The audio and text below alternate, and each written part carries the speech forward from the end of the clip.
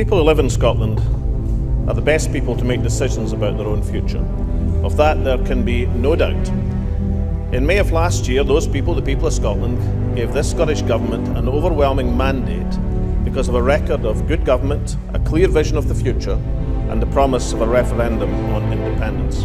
The question we intend to put to the Scottish people in the referendum is set out on page 11 of the consultation paper. It is short, straightforward and clear, so let me read it to this chamber. The question is, do you agree that Scotland should be an independent country? Independence will create a new, more modern relationship between the nations of these islands, a partnership of equals. I want Scotland to be independent, not because I think we are better than any other country, but because I know we are just as good as any other country. If people vote yes in September, then Scotland will become an independent country. There will be no going back. All 63 million of us are profoundly affected. There are 63 million of us who can wake up on September the 19th in a different country with a different future ahead of it. Let the message ring out from Manchester to Motherwell, from Pembrokeshire to Perth, from Belfast to Bute, from us to the people of Scotland. Let the message be this: we want you to stay. Scotland has voted to keep the kingdom united. But I have long believed that a crucial part missing from this national discussion is England. We have heard the voice of Scotland, and now the millions of voices of England must also be heard. Of course, we clap for our NHS. But under this government, we also applaud those who make our NHS possible. Our innovators, our wealth creators, our capitalists. We can take back control of £350 million. About £350 million a week. Cold, hard cash.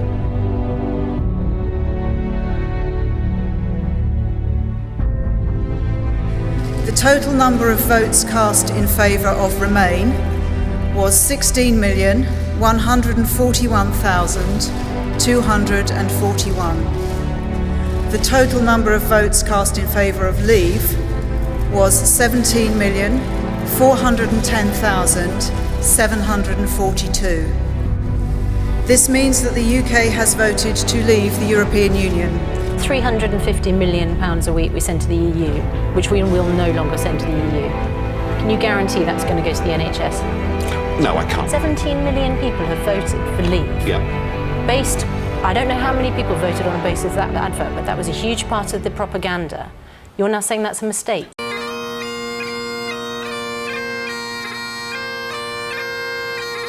2014 I voted for the independence.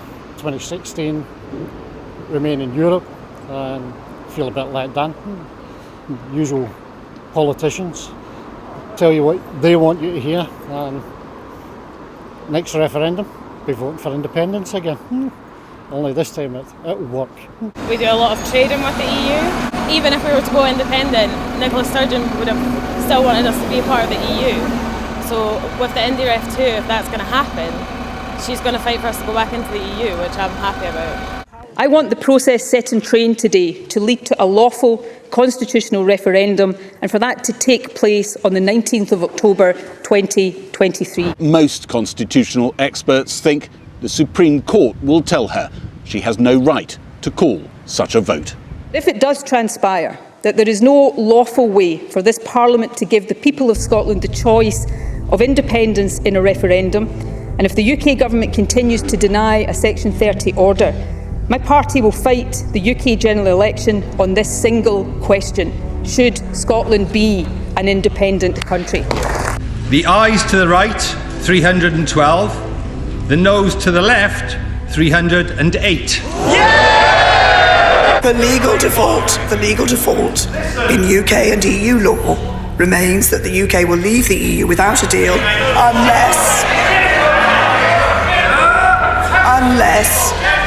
unless something else is agreed.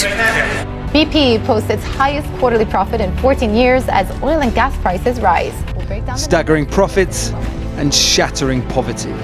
A set of results that show us performing while transforming. During the quarter, we generated operating cash flow of $10.9 billion.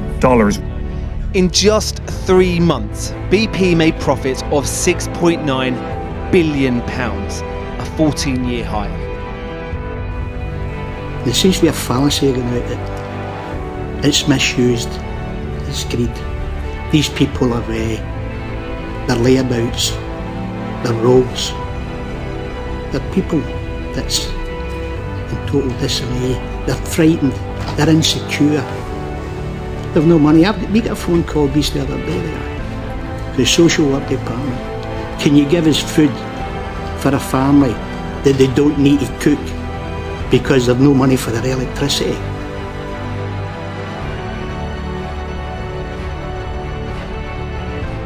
The benefit systems are based on the national poverty line. Who are the companies that's paying below the national poverty line? Name them and shame them. Who are the companies that's not paying their inland revenue? Who's the managing director of this company? We reckon he's with that tax, you've not paid it. Not to pay your tax is unlawful. If it's not paid by the end of next month, you and who's going to jail. I was brought up with your parents that brought me up to believe that those that can should do for those that can't. Me seeing my votes down in society. People are getting penalised for being poor. People come to us and they're broken. Do you know what actually storms me? Somebody that's breaking their heart because they can't feed the brains. Because they can't work, does they make them a lesser person? But this government's got everybody thinking that people that's on benefits is a thief, a liar, a cheat and a layabout. And that's the furthest thing for the truth. Because I live in benefits. I'm in pension support. And I'm no thief, I'm no liar, I'm certainly no layabout. Get to the heart of the matter. And the heart of the matter is people are starving. And you've decided that it will ultimately be the taxpayer rather than energy companies with those excess profits of £170 billion who are going to take the pain. How is that fair? That will cost money. That will cost money. It costs the taxpayer money, won't it? It will cost the government money. But what we are doing, and ultimately you would rather the taxpayer will have to foot this bill ultimately, not business. That's correct, isn't it? I think it's worth saying though, and the Chancellor... Can you just acknowledge that ultimately we do pay in the end? Well, so the cost to the taxpayer is not what has been projected. I think that's very important to understand. But so it's not 150 billion. It's not 100 billion. The Chancellor will be laying it out in more detail. But you're the cost is mitigated. 100 billion, under 100 billion. The cost is mitigated first of all by the overall benefits to the economy, but also the fact that we are now investing in the long-term supply.